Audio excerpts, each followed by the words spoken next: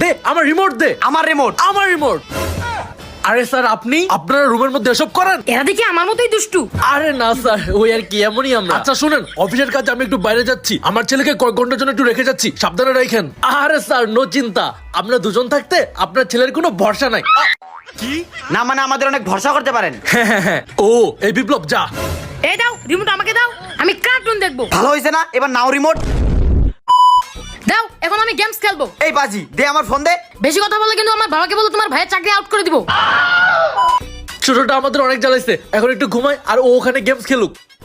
আমার গেমস খেলা শেষ, আমার ঘুম পেয়েছে, ঘুমাবো। যাও, এই পুরো অফিসে না আমার, যাও এখান থেকে। পাজিটা ঘুমিয়ে গেছে, এখনই সুযোগ প্রতিশোধ নেওয়ার, চল। কি হচ্ছে এখানে? এই বিপ্লব কি হয়েছে বল। বাবা, এরা দুজন আমাকে মেরে ফেলতে চেয়েছিল। না স্যার, আমরা মজা করতেছিলাম। আরে এই তোর চাকরি আজকে থেকে নাই।